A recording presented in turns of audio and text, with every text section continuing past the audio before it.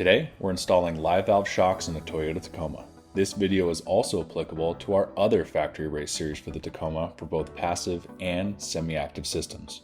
Please take a moment to read the safety guidelines. Start by removing the vehicle's front wheels. Next, disconnect the tie rod and sway bar end link.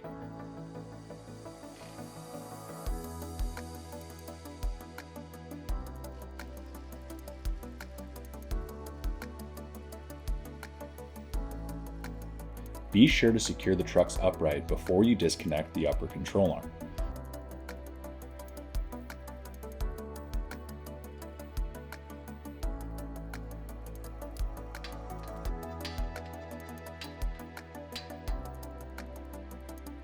Next, disconnect the ABS wire from the upright.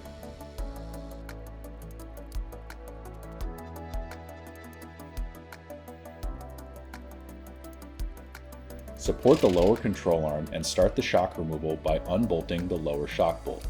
Don't discard any of the OEM hardware, as you'll be reusing a lot of it for the Fox shock install. Remove the 4 top hat nuts.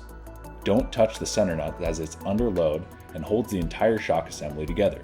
Once the top hat nuts are removed, the stock shock is free. Now, let's prepare the new Fox coilover for installation by applying thread lock to the top hat bolts and lower OEM shock bolt. Put the top hat into the coil bucket first.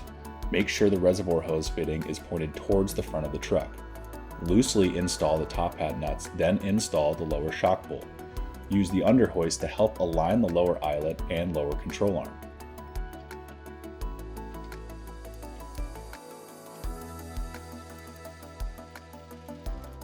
Cinch up the top hat nuts, then torque them down to 24 foot-pounds. Next, torque the lower shock bolt to manufacturer specifications. Okay, let's put the front end back together. Start with the upper control arm and don't forget the thread lock. Torque the upper control arm to manufacturer specifications and reattach the ABS wire to the upright.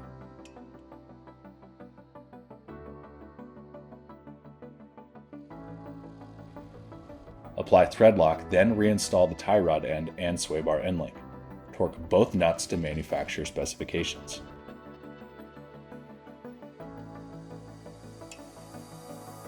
Alright, let's install the resi bracket. Remove the splash guard in the wheel well and align your resi bracket with the existing holes in the frame rail. And fasten the bracket using the supplied self-tapping screws. Find the supplied hardware and apply thread lock to the clamp nut bolts. Slide both clamp nuts into the rear dovetail slot and fasten the reservoir to the bracket.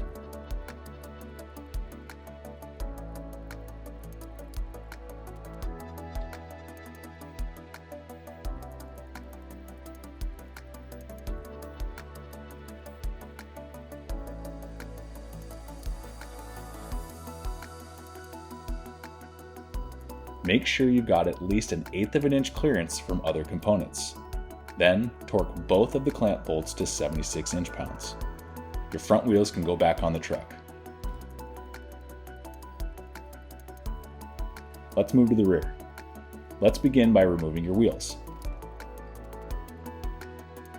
Next, unbolt the lower shock bolt, then move to the upper shock bolt. Remove the stock shock.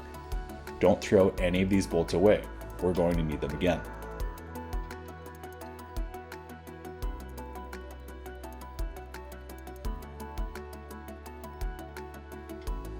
Let's start the install by putting thread lock on both of these bolts. Install the shock with the reservoir pointed towards the front of the truck. Sandwich the upper stem top mount with the 2 rubber bushings, then install the top stem washer and nut. Tighten the top nut so that you can see 3 to 4 threads above the nut. Next, install the lower shock bolt. Use a dead blow hammer to seat the lower shock eyelet. Torque the lower shock bolt to manufacturer specifications.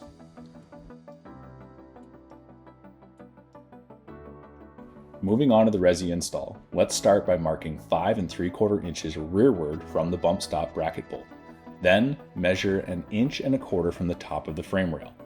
Make sure the bracket is horizontal and use the resi bracket for reference and mark your second hole location.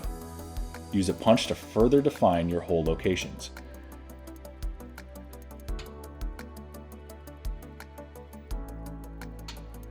Use a 13th 64th inch drill bit for the pilot holes.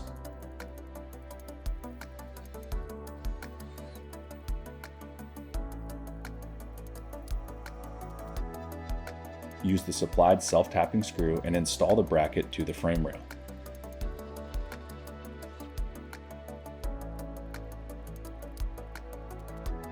Find the supplied hardware and apply thread lock to the clamp nut bolts.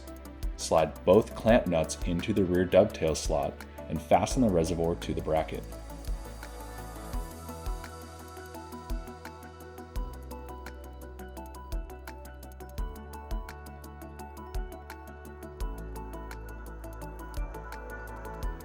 Torque both bolts to 76 inch-pounds. Now that you've installed your new live valve shocks, reinstall the wheels, set the truck on the ground, and torque the lug nuts to manufacturer specifications.